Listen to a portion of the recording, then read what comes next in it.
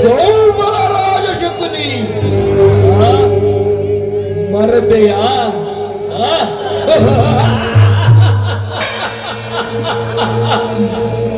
ಅಂದು ನಿನ್ನ ಸಹೋದರರ ಸಮ್ಮುಖದಲ್ಲಿ ಆ ಕುರುವಂಶವನ್ನೇ ನಾಶ ಮಾಡುವೆನೆಂದು ಶಪಥ ಕೈದೆಯಲ್ಲ.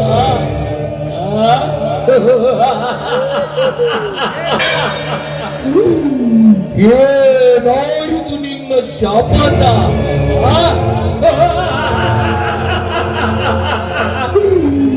ಏನಾಯಿತು ನಿನ್ನ ಶಪಥ?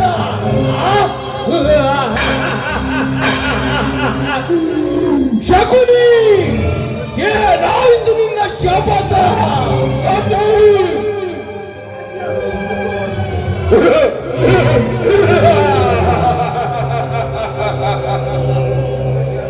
ಏನೇ ಈ ಸೌಬಲರಾದ ಶಕುನಿಯನ್ನೇ ಧಿಕ್ಕರಿಸು ವಿಕಲ್ಪ ಒಂದು ಛಾಯೆ.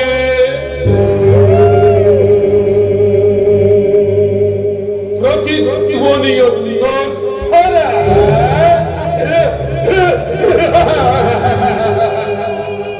ಶತರುಂಡ ಮೋಲಗಳ ಧರಿಸುವ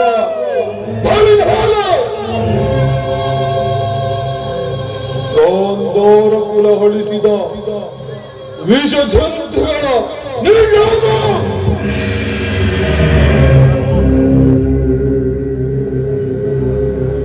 ಗೋಸ್ಥಳ ಗರ್ಭದಲ್ಲಡಗಿದ ಶ್ರೇಷ್ಠ ಪುರುಷರೇ, ದೃಷ್ಟಿ ನೋಡಿ ಮೃಗ ಭೇಟಿಯಾಡಿದ ಕುಲಗುಲ ಸಹಿತ ಶತರುಂಡಗಳನ್ನಾಹುತಿ ಕೊಟ್ಟು ಶತರುಂಡಗಳನ್ನಾಹುತಿ ಕೊಟ್ಟು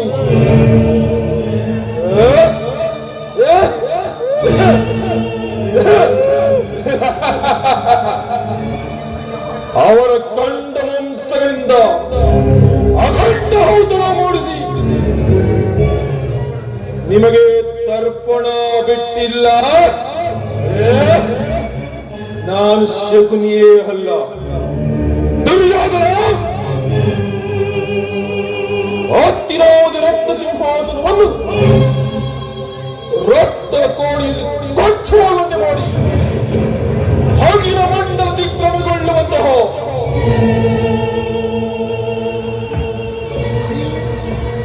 ಕಡಾಲವನ್ನು ರಚಿಸಿ ಲೆಕ್ಕವಿಲ್ಲದಷ್ಟು ಪ್ರಾಣಗಳ ಬಲಿ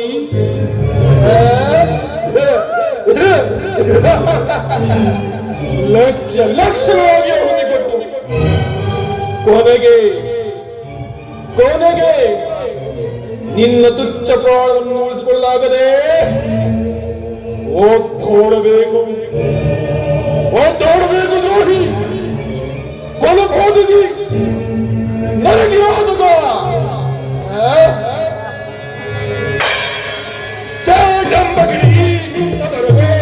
ಬಿಡುತ್ತಲವ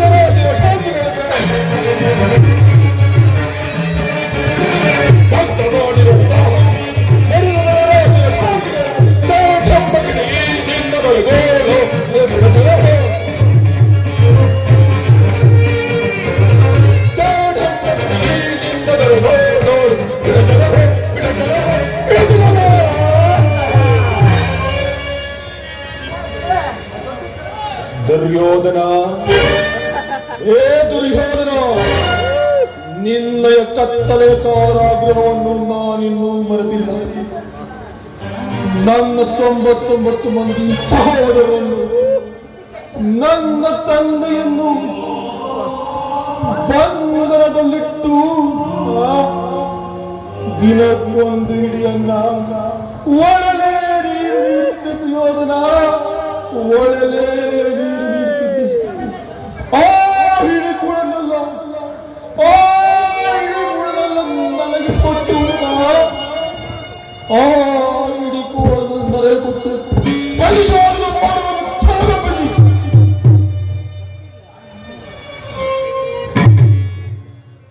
ಪ್ರತಿಶೋಧದ ಭಾರವನ್ನು ನನಗೊಪ್ಪಿಸಿ ಒಬ್ಬೊಬ್ಬರಾಗಿಯೇ ಆತರಾಗಿ ಹೋದರು ಸುಯೋಧನ, ಒಬ್ಬೊಬ್ಬರಾಗಿಯೇ ಆತರಾಗಿ ಹೋದರು, ಒಬ್ಬೊಬ್ಬರಾಗಿಯೇ ಆ ಕನಸುಗಳನ್ನು ನೆನೆಸಿಕೊಂಡರೆ, ಆ ಕನಸುಗಳನ್ನು ನೆನೆಸಿಕೊಂಡರೆ ಹೇಳಲಾಗದಷ್ಟು ಕೋಪ. ಬಿಸಿಲಲ್ಲಿ ಎಡೆ ಎತ್ತಿ ಆಡುತ್ತಿರುವ ನಾಗರ ಹಾವನ್ನು ದುರ್ಯೋಧನ ಕಡಲ ಗರ್ಭದಲ್ಲಡಗಿದ ಕಡಲೋಗಿಯ ಮೆರೆದು ತಿಳಿಯುವುದು. ಇನ್ನು ಮುಂದೆ ಹಸ್ತಿನಾವತಿ ರಕ್ತ ಸಿಂಹಾಸನವನ್ನು ರಕ್ತದ ಕೋಡಿಯಲ್ಲಿ ರಾಜ್ಯದಲ್ಲಿ ಅಶಾಂತಿಯ ಬಿರುಗಾಳಿಯಲ್ಲಿ ನೆಲೆಸಿ ನಿನ್ನ ವಂಶವನ್ನು ನಿರ್ವಂಶ ಮಾಡದೆ ನನಗೆಲ್ಲಿದೆ ಶಾಂತಿ. ಆಗ ಆನಂದ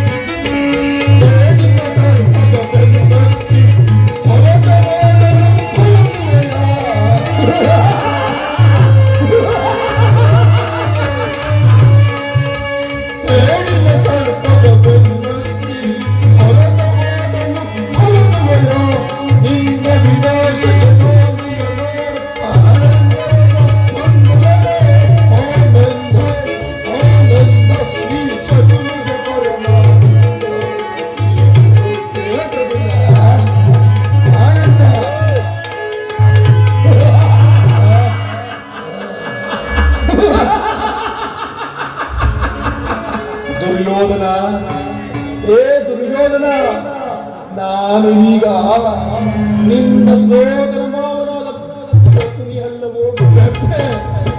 ನಿನ್ನ ಎಗಲೇ ಜನ್ಮ ಶನಿ, ಕೊನೆಗೆ ನಿನ್ನ ತುಚ್ಛ ಪ್ರಾಣವನ್ನು ಉಳಿಸಿಕೊಳ್ಳಲಾಗದಂತೆ ಮಾಡಿ ನಿನಗೆ ನರಕದ ಮಾರ್ಗವನ್ನೇ ಇಡಿಸುವುದು. ನಿನಗೆ ಶಕುನಿ ವೈರಿಗಳಾದ ಪಾಂಡವರಿಗೆ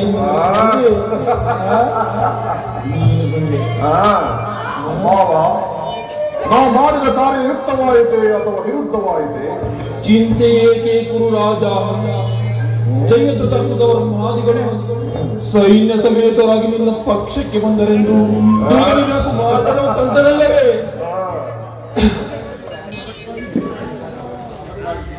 ದೂತನ ವಿಚಾರ ಈ ದಾತನಿಗೆ ಏಕೆ ಮಾವ? ನಾನು ಅದಕ್ಕಾಗಿ ಚಿಂತಿಸುವುದಿಲ್ಲ. ದುರ್ಯೋಧನನು ಅಸಹಾಯ ವೀರ, ಒಂದೆರಡು ತೋಲ್ಬಲಗಳಿಂದ ಸಮಸ್ತ ಪಾಂಡವರ ಸೈನ್ಯವನ್ನೇ ನಿಗ್ರಹಿಸಬಲ್ಲ ರಣಗುರಂಧರ. ಆದರೆ ಜ್ಞಾತಿಗಳ ಹಿಂಸೆ, ಸುರಿದ ಕಲಹ ನಿನ್ನ ಉಚಿತವೇ? ಆ ದಿನ ದ್ವಾರಕೆಗೆ ಹೋದಾಗ ಕೃಷ್ಣನು ಯುದ್ಧವು ಅಧರ್ಮವೆಂದು ಎಷ್ಟೋ ವಿಧವಾಗಿ ತಿಳಿಸಿದನು. ಸ್ವಾಭಿಮಾನದಿಂದ ನಾನು ಅವನ ಮಾತನ್ನು ನಿರಾಕರಿಸಿದನು. ಕೃಷ್ಣನು ರಾಜರತ್ನ ಕಿರೀಟವನ್ನು ಧರಿಸಿದ ಮಾತ್ರಕ್ಕೆ ರಾಜಧರ್ಮಗಳನ್ನೇನು ಬಲ್ಲ. ಅವನು ಕ್ಷತ್ರಿಯ ಜಾತಿಯ ಪರಮ ಭೈ. ಅವನ ಮಾತು ಆಲೋಚನ ಅರ್ಥವಲ್ಲ ದುರ್ಯೋಧನ. ಅಗ್ರಜ ಅಗ್ರಜಾನ್ವಿತನತೆ ಅಭಿನಂದನನು.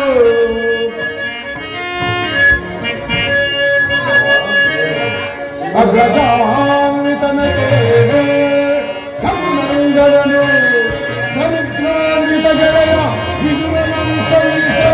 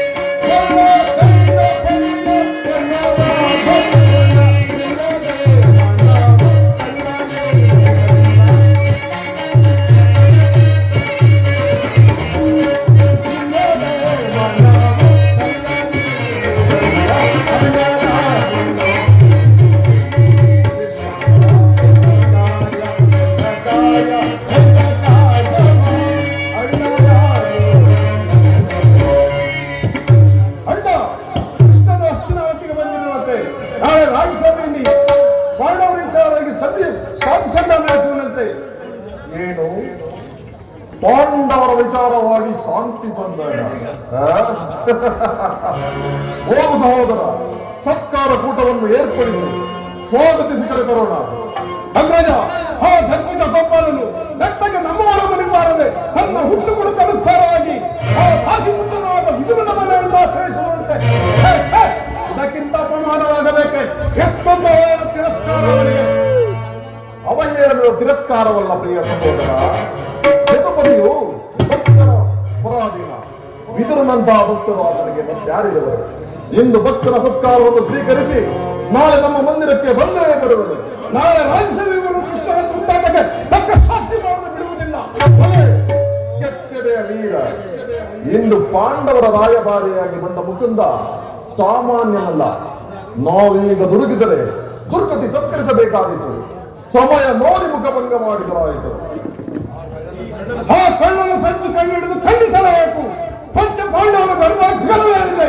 ನಾನು ಅವನ ಅಟ್ಟವನ್ನು ಅಟ್ಟಾಸವನ್ನು ತಿಳಿಯದೆ ಬಿಡುವುದಿಲ್ಲ. ನೋಡಿದೆಯಾ ಮಾವ, ನನ್ನ ತಮ್ಮನ ರೌದ್ರಾವತಾರನ್ನು ಎಷ್ಟು ಮೋದಕಗಳು ಹಾಕಿದರೆ ಈ ಸಿಂಹಕ್ಕೆ ಸಾಟಿಯಾಗಬಲ್ಲದ. ಅಂದ ಮೇಲೆ ಶಕುನಿ ಕೃಷ್ಣನ ಸಂಧಾನಕ್ಕೆ ಸಮ್ಮತಿಸುವುದೇ? ಏನೀ ವಿಕಲ್ಪ ಬುದ್ಧಿಯ ಪ್ರಳಯ ವಿನೋದ ಒಡೆಯ. ಈಗ ಸಂಧಾನದಿಂದ ಬಂದವನು ಬರೀ ಕೃಷ್ಣನಲ್ಲವಯ್ಯ. ಬ್ರಹ್ಮಾಂಡಗಳನ್ನು ನುಂಗಿ ನೀರು ಕುಡಿದ ಪ್ರಚಂಡ ಭಲ್ಲೆಯ. ರಾಜ್ಯ ನಗರ ತ್ಯಾಗ ಮಾಡಿ ದಾಸಿ ಪುತ್ರನ ಮುರುಕುಜೋಪಡೆಯ ನಾಶಯ ರಹಸ್ಯವೇ ನಿನ್ನ ಸರ್ವನಾಶಧಾರಂಭ. ಶಕುನಿ, ನಿಲ್ಲಿಸು ನಿನ್ನ ವಿರುದ್ಧ ನಡೆಗಳ ಚೆಲ್ಲಾಟ. ಯಾರಿಗೋ ಅಧೋಗತಿ.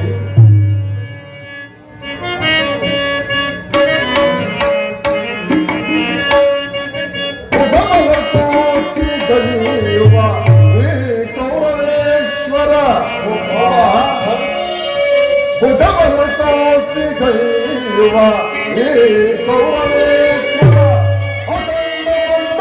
ಅಖಂಡಮಂಡಲಾಧೀಶ ಪುರ ಪರಿವಾರ ಪೊರೆಯುವ ತೀರ.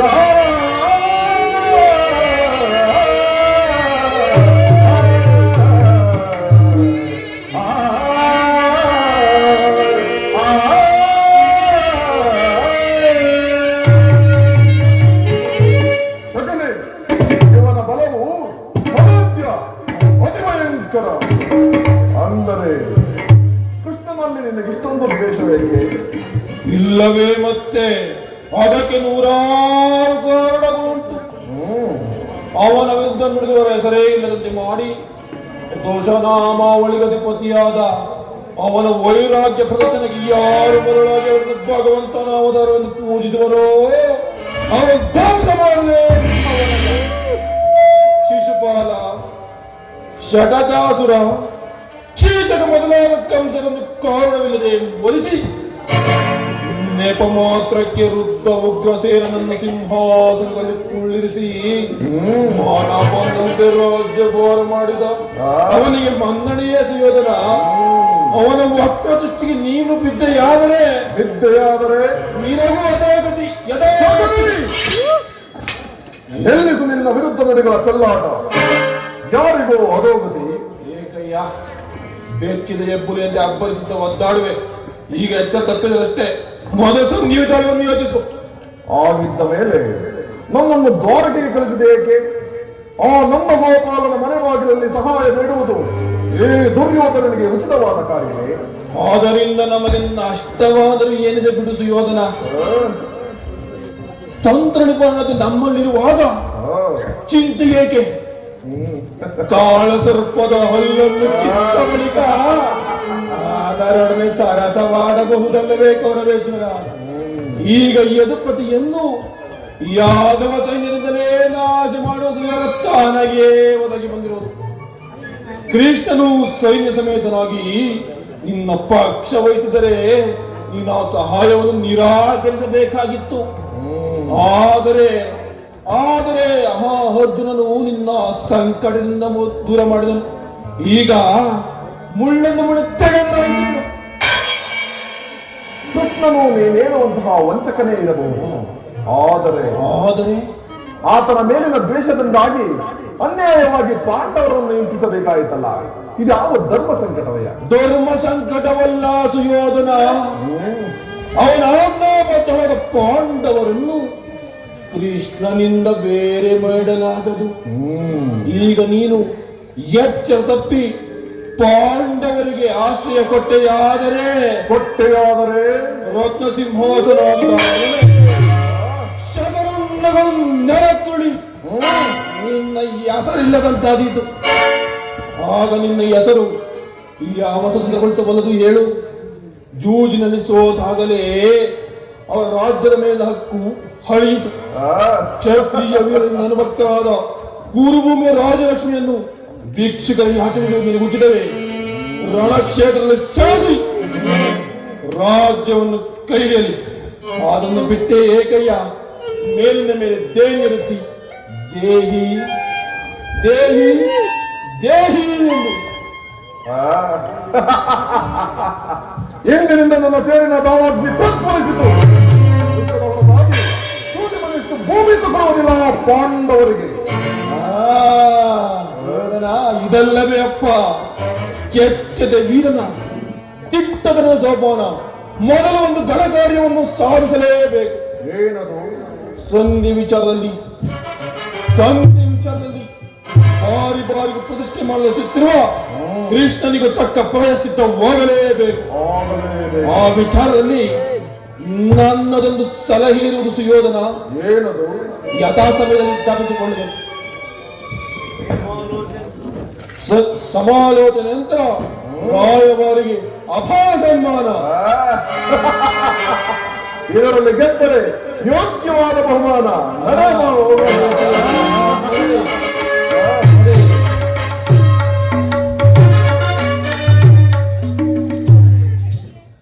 ನನ್ನ ಸಲಹೆಯನ್ನೇ ಪಡೆಯುತ್ತಿರು. ಕುರುಕುಲದ ರಣಕಲಿ ನೀನಾಗುವ ಯುದ್ಧದಲ್ಲಿ ಬಲಿ. ಶಕುನಿ ಎಂಬ ಪದದ ಅರ್ಥ ತಿಳಿಯದ ಮೂಡ. ಶ ಎಂದರೆ ಶವನಗೈದು, ಕು ಎಂದರೆ ಕುರುವಂಶವನ್ನು, ಈ ಎಂದರೆ ನೀವೆಂದರೆ ನಿನ್ನಿಂದಲೇ ನಿರ್ವಂಶವನ್ನು. ಎಲ್ಲಿದೆ? ನಡೆ ನಡೆ ಸುಯೋಧನ ನಡೆ.